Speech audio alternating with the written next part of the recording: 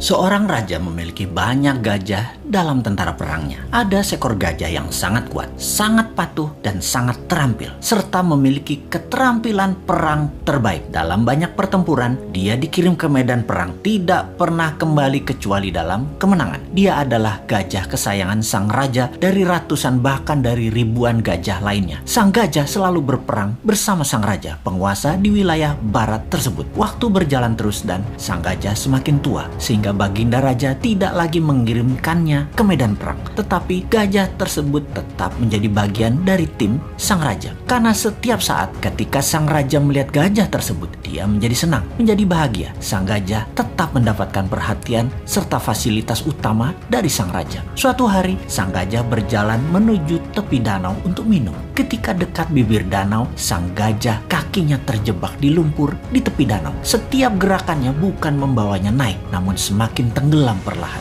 Dia terus berusaha, namun dia tetap tidak bisa mengangkat kakinya dari lumpur. Beberapa orang melihat usaha sang gajah dan tahu bahwa gajah tersebut dalam masalah besar dari nada suara teriakan belalainya. Dan berita ini pun tersebar cepat sampai akhirnya ke telinga sang raja. Semua orang panik karena tahu gajah ini kesayangan raja. Raja pun bergegas ke lokasi. Melihat gajah tadi terus tenggelam perlahan tanpa daya, sang raja memerintahkan semua orang di sekitar membantu mengangkat gajah tersebut. Mereka menggunakan berbagai cara untuk mengangkat gajah tersebut, namun tetap tidak bisa terangkat.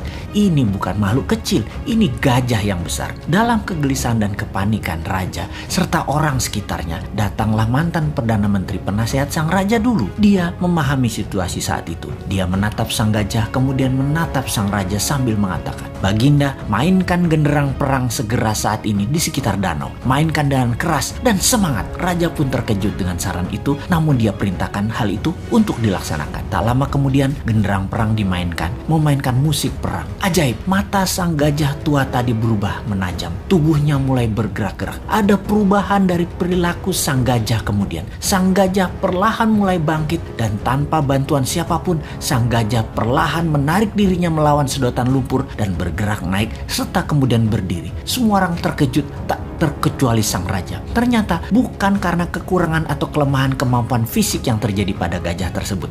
Yang dibutuhkan hanya suntikan semangat dari dalam. Dan ketika hal itu didapati, semuanya terselesaikan masalah apapun yang dihadapi. Untuk mempertahankan semangat dalam diri, sangatlah perlu sahabat semua mempertahankan tujuan hidup ke depannya di dalam pikiran bawah sadar kita. Dan jangan pernah ada rasa kalah atau menyerah dalam diri kita. Sahabat, mengapa saya menceritakan hal ini? Di saat pandemi saat ini, di waktu yang berat seperti saat ini, di saat ketidakpastian menghadang di depan, kita semua harus terus menyuntikkan semangat di dalam diri serta orang-orang di sekeliling kita. Pastikan kita semua punya visi dan misi yang jelas, purpose of life, dan semangat yang besar tadi. Pastikan ada genderang perang selalu menyala dalam diri Anda. Kita harus terus bersemangat untuk selalu sehat, makan makanan yang bergizi, selalu bersama orang yang membawa diri kita ke atas, penuh cinta dan penuh tawa. Pastikan kita berhenti menyalahkan keadaan seperti ini. Juga pastikan masalah yang terjadi saat ini yang memperlakukan kita negatif seperti saat ini tidak perlu ditakuti. Banyak hal indah dan besar terjadi di sekeliling kita. Ada solusi atas apapun masalah yang terjadi saat ini. New Mind salah satu solusinya. Dan